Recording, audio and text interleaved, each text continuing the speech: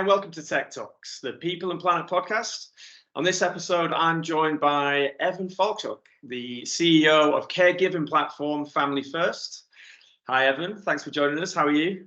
Always glad to be with you, Lee. Yeah, absolutely. Thank you so much. Really interested to get your thoughts on all of this. So why don't we start at the beginning, talk us through the problem that you guys are solving with the mission, and what inspired that as well. Yeah, Family First is, as you said, a caregiving platform. We help caregivers figure out what to do when they're facing a caregiving problem. And we use experts, technology-enabled service. We sell it as an employee benefit. Fundamentally, the way we think of ourselves is as people who solve the impossible, help people that are coming with really difficult problems figure out how to address them because they feel impossible when you're a caregiver, taking care of a parent or a spouse or a child. It can be overwhelming.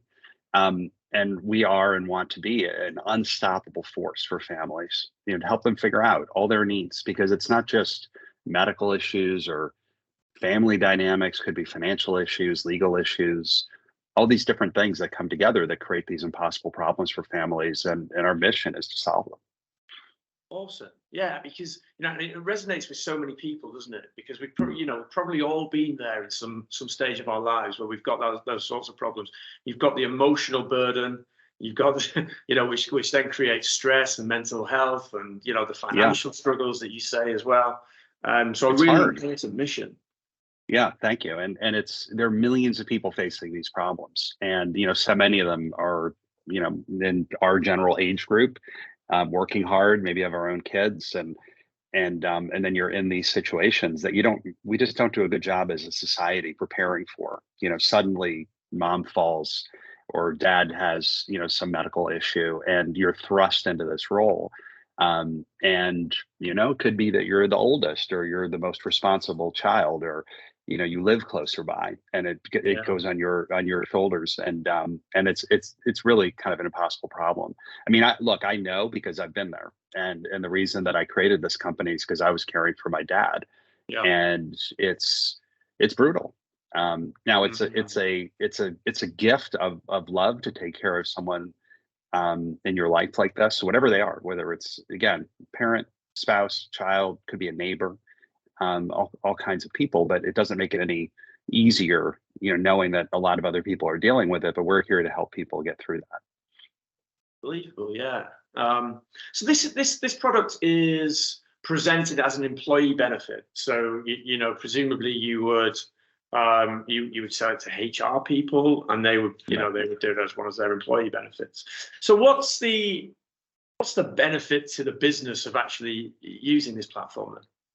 There's a lot. One of the things that is an increasingly big issue, especially post-COVID, because we see how people are living in a way that we didn't when everybody was coming to the office, and their home life was their home life and their work life was their work life.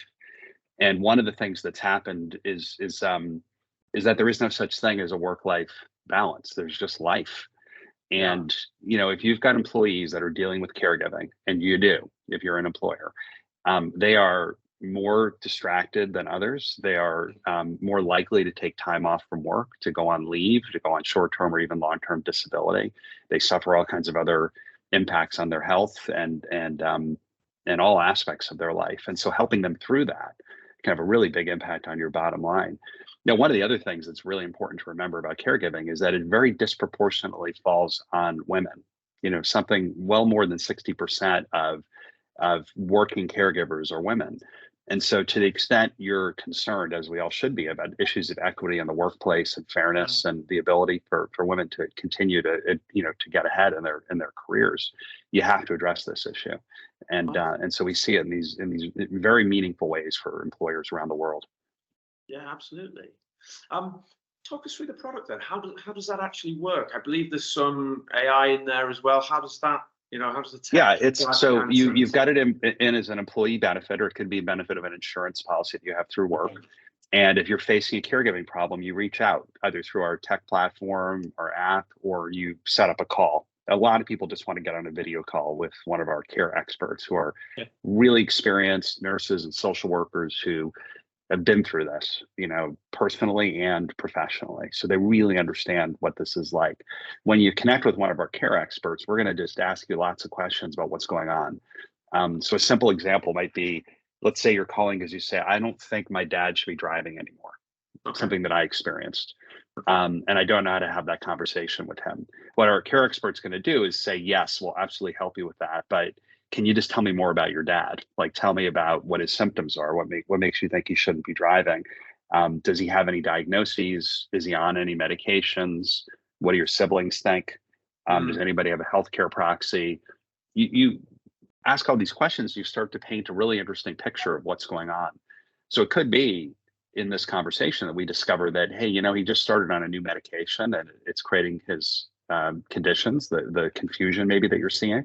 So we need, you need to talk to the doctors, or maybe he's got an undiagnosed neurological problem, or maybe the siblings are fighting. I want to sell the house and we need to, it's always complex. And the job of the care expert is to figure out what's really wrong and then help you figure out exactly how to solve it and connect you to those resources. So if it is, hey, I just need to have this conversation, we'll help you. We'll help you. But if there's all these other issues going on, we'll help you with those also. Yeah, really interesting. So you would actually have a video conversation with a social worker or a nurse? Yeah. Over what, like a Zoom platform, or is it your own platform?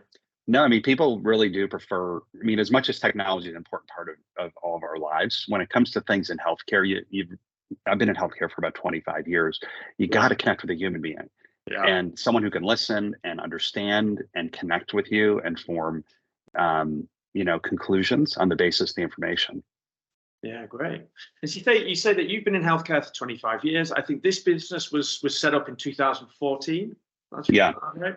Yeah, I was previously the president of a startup that was known as Best Doctors, and Best Doctors, we grew it to be a $200 million revenue company that was bought by Teladoc Health.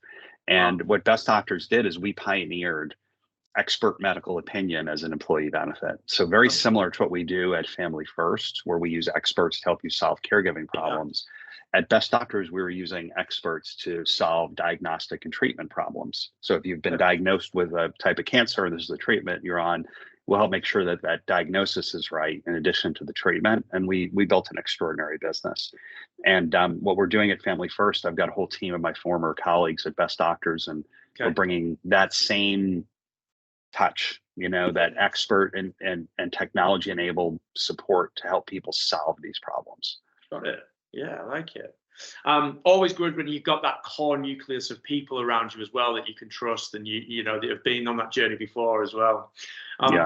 What I was going to say is, since 2014, we're talking nearly 10 years. How have you seen that industry evolve in that time? What perhaps challenges have you had to navigate in that space of time as well? Well, building anything from scratch, which is what we've been doing here at Family First. And the way I feel about it is that a service to help caregivers solve these problems has to exist. It has to, and it has to be an employee or insurance benefit, has to be free for people to use, and it has to actually work. So it's a privilege to have the opportunity to bring that into existence, which is what, to me, is what great entrepreneurial stories are about. It's like you're doing some kind of art, and it just has to exist, and so we're bringing it into the world. If you go back to the early days, people you would talk to at employers, for example, and they would say, that sounds really nice, it's just not on my roadmap anywhere. And so it was very difficult. But what we did is we persevered, we kept going, and the market eventually shifted. We stayed true to what we were doing and just continued to stay focused, continued to work, built up a good amount of revenue and a nice team. And then when the market changed with COVID and people really started to pay attention to COVID, we were ready. So we've really been, blessed by the persistence and the resilience, and also the fact that we're just doing something that's fundamentally good and meaningful. Yes. And the market, came around in this direction, and so it's a wonderful thing. Definitely. What's the plans next then? What exciting developments to share? I believe that you've just closed a funding round. What's the plans? We did. We just closed a funding round. It's reflective of what's going on. I have to tell you, as you know, and your audience definitely knows, this is a really tough market to raise money. And, we've just come through a period of probably more than 15 years where money was basically free. Yeah, and so, yeah, and venture money was really easily accessible in very large amounts. And a lot of business models that were sounded like good ideas, but weren't really businesses. Maybe they were a feature of someone else's product in the future, or maybe they just were harebrained in some way, but a lot of stuff got funded. And I think when, interest rates started to go up, it went the other direction. Almost nothing was getting funded. But if you yes, were getting funded, it's because you have something that's got it's genuine, it's got substance to it. And I think in that sense, what we're seeing in the market in general is probably healthy, that more solid real business models are getting funded, and that's where we're very blessed to have the funding that we've earned. For us in the future, it's grow. This market is happening. This is a massive global crisis. It's a multi-trillion-dollar problem. We are the place that people can come to find a solution to their caregiving issues across all dimensions, and we're building that. We're going to create that. And the product as it is now, is that ready to go to the market? Is it going to the market right now? Oh yeah, we're covering enormous numbers of people with this, more than 1 million people. We cover people around the world. We're really? delivering this service, virtually, and it's poised for pretty explosive growth given all the dynamics that are happening in the market. Unbelievable, yeah. So really exciting times for you.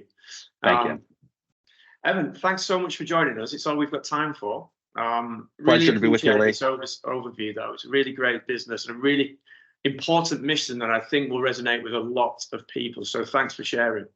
Thank you. Evan, thanks for doing this. Thanks very much. Speak again soon. All right, Lee. All right. Take care.